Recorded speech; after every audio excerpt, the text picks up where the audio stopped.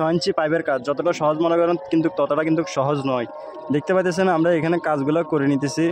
আর এখানে আমরা সর্বপ্রথম মেটি কেটে নিয়েছি এবং মেটি কেটে নেওয়ার পরে আমরা লেবেলিং করেছি এবং 6 ইঞ্চি পাইপের জন্য আমরা স্লোপ করে নিয়েছি। পানিটা যেদিকে যাবে সেদিকের জন্য আমরা স্লোপটা করে নিয়েছি।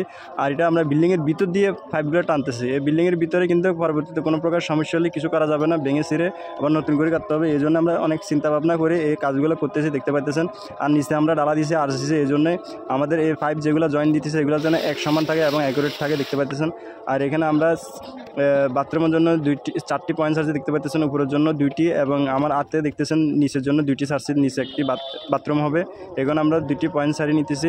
আর এগুলো ফ্লোর নিচের ফ্লোর ডালা দেওয়ার আগে এগুলো এই কাজগুলো করে নিতে হয়, মানে আপনার বিল্ডিংয়ের ভবনের নিচের ফ্লোর ডালা দেওয়ার আগে পাইপের কাজগুলো করে নিতে হয়। অবশ্যই আপনারা এগুলো নিয়ে চিন্তা ভাবনা করবেন যাতে আপনাদের যেন নিচের তলা যেন ডালায় না কাটা লাগে, এই জন্য এগুলো আগেভাবে করে রাখবেন। তারপর পাইপ বসানো হয়ে গেলে আপনারা নিচের ফ্লোরগুলো ডালায় দিতে পারবেন।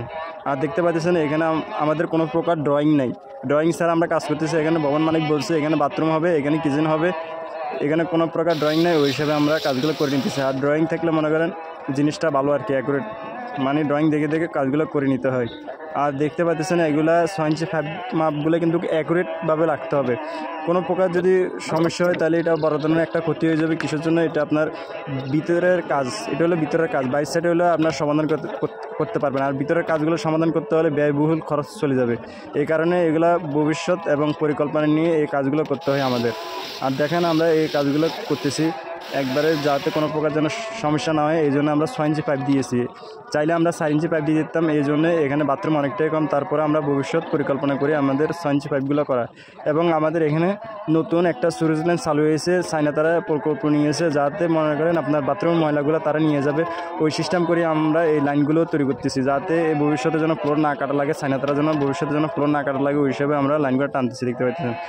আর এখানে দেখেন আমরা এখানে ব্যান এবং টি দিয়েছি, ব্যানের যেখানে যে জিনিস প্রয়োজন সেখানে আমরা এই জিনিসটা নিয়েছি, দেখতে পাচ্ছেন। একটার পাইপের উপরে আরেকটা ওভারটেক করতেছে। দেখেন আপনারা কীভাবে কাজটি করি আমরা সম্পূর্ণ কীভাবে করি আপনারা দেখতে থাকেন। আর গামটা সবচেয়ে হলে মেন।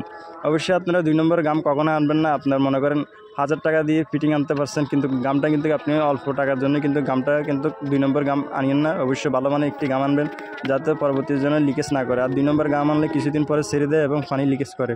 অবশ্যই এটা খেয়াল রাখতে হবে আপনাদের। আর কম দামি মাল থেকে বিরত থাকুন। অবশ্যই ভালো ব্র্যান্ডের থেকে মালগুলো আপনারা কিনুন। এই কম দামি লোকাল মাল কিনলে আপনাদেরই সমস্যা, লোকাল মালে কখনো ফিটিং অ্যাকুরেট থাকে না। আর দেখেন আমরা এখানে কাজগুলো করে নিতেছি।